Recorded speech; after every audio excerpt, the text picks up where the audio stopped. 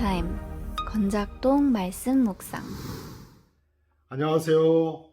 하늘뜻 담은교회 이청훈 목사입니다. 오늘은 이사야서 40장 12절에서 31절까지의 말씀을 가지고 하나님 공의로우시지만 따뜻하신 분이라는 제목으로 말씀을 나누도록 하겠습니다.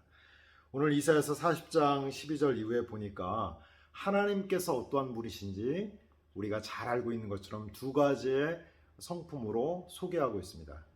첫 번째 12절 이후에 보면 하나님은 창조주이십니다.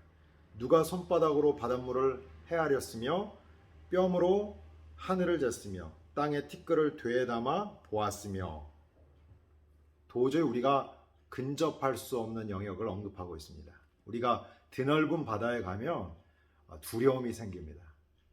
이 우주 만물을 만드신 분에 대한 경외가 생기죠. 우리 하나님 측량할 수 없는 하나님이시라는 겁니다. 두 번째는 그러면 15절의 이후에 보면 보라 그에게 열방의 통에 한 방울 물과 같고 저울의 작은 티끌 같으며 섬들은 떠오르는 먼지 같으리니, 하나님은 열국보다 크신 분이라는 겁니다. 여러분, 우리가 로마서 13장을 통해서 알듯이 모든 권세는 하나님께로부터 옵니다. 여러분, 이것이 모든 정권에 우리에게 순종하라고 하는 메시지가 아닌 건 다들 아시죠? 여러분, 모든 권세가 하나님께로 왔다라고 하는 이 메시지는 이것이 기록된 로마서 당시에도 문제가 많았습니다. 왜냐하면 로마 황제는 자기가 왕이거든요. 자기의 권세가 누구로부터 왔다라는 것 자체가 용인이 안 되는 것이고, 이것이 사실은 많은 기독교인들이 핍박을 받게 되는 원인이기도 합니다.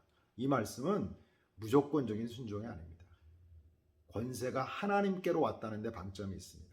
더욱이 여러분, 로마서 13장 1절 이후에 보시면 어떤 구절이 있냐면, 그 하나님께로부터 권세를 받아 세워진 왕이 선을 행하지 않으면 우리는 거기에 대한 하나님의 또 다른 메시지를 받게 된다는 것입니다. 위임받은 권세라는 것이죠. 그러므로 하나님은 열국보다 크신 하나님이십니다.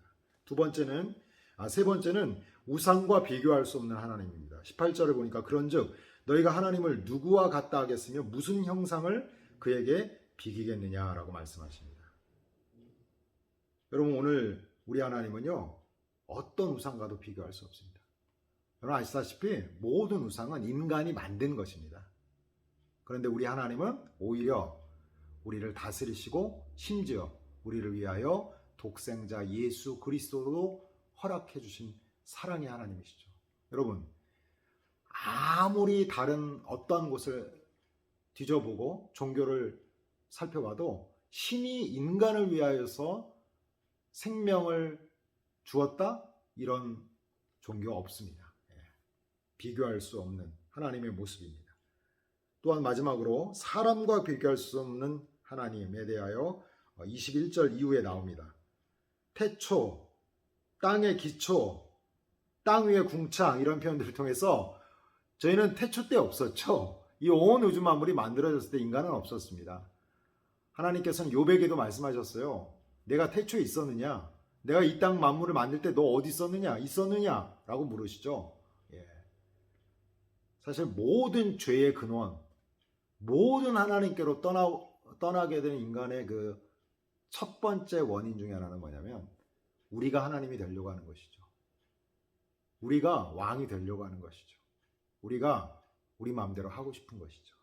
그러나 하나님은 그것이 아니라고 원천적으로 우리에게 그 길을 막고 계신 것이죠. 이것이 복인 것이죠. 또한 여기서 끝났다면 우리 하나님은 공의의 하나님, 다스리는 하나님으로 마무리되었을 것입니다. 그러나 오늘 27절 이후에 보면 제가 굳이 설명을 하지 않아도 구절 자체가 우리에게 참 하나님에 대해서 분명하게 말씀해주고 있는 것 같습니다. 28절 후반부서부터 보면 영원하신 하나님 여호와 땅끝까지 창조하신 이는 피곤하지 않으시며 곤비하지 않으시며 명철이 한이 없으시며 피곤한 자에게는 능력을 주시며 무능한 자에게는 힘을 더하시나니 소년이라도 피곤하며 곤비하며 장정이라도 넘어지며 쓰러지되 오직 여호와를 앙망하는 자는 새 힘을 얻으리니 독수리가 날개치며 올라감 같을 것이요 다른 박질하여도 곤비하지 아니하겠고 걸어가도 피곤하지 아니하리로다. 우리 하나님은요, 우리를 다스리시는 공의의 하나님이시기도 하지만 우리에게 힘을 주시고 우리에게 능력을 주시고 우리에게 새 힘을 얻어 독수리가 날개치며 올라가게끔 하고 피곤치 않게 하시는, 우리를 돌보시는 사랑의 하나님이시라는 것이죠. 오늘 우리가 공의의 하나님과 사랑의 하나님에 대한 매우 균형 잡힌 신앙이 필요하다고 생각합니다. 우리 하나님은 무엇보다도 공의의 하나님이십니다. 우리가 그래서 이 땅 가운데 사회적 공의가 이루어지도록 힘써야 합니다. 가난한 자들이 부한 자들과 함께 살아갈 수 있는 세상, 전혀 신체적이고 경제적이고 관계적이고 영적인 가난한 자들이라고 해서 어려움을 당하거나 일상이 파괴당하는, 일상이 막혀지는 그런 세상이 아니라 모두가 함께 행복한 세상, 그 사회적 공의를 이루기 위하여 하나님 나라가 확장되기 위하여 우리는 힘써야 됩니다. 그러면서 동시에 우리는 사랑의 하나님의 백성이 되어야 합니다. 사랑해야 됩니다. 저는 무엇보다도 우리가 예수를 믿는 자들의 첫 번째 성품은 긍휼과 사랑이 풍성해야 된다고 생각합니다. 사랑해야 됩니다. 따뜻한 사람이 되어야 합니다. 교회 개혁을 하든 또 목양을 하든 또 마을 일을 하든 또는 사회에 나가서 사회 사업들을 하든 무엇을 하든 간에 우리는 따뜻한 사람이 되어야 됩니다. 따뜻한 사람이 되어야 합니다. 그래서 사랑으로, 긍휼로 사람들의 마음을 녹이고 그들이 함께하고 싶어하는 사람들이 되어야 합니다. 이렇게 오늘 우리 건작동 모든 가족들이 이 공의와 사랑의 하나님을 균형 있게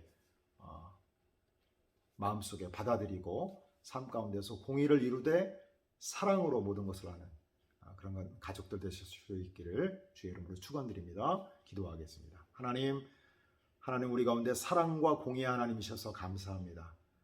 우리가 그 나라 백성으로서 이 땅 가운데 사랑과 공의를 드러내는 삶을 살 수 있도록 인도하여 주옵소서. 예수님의 이름으로 기도합니다. 아멘.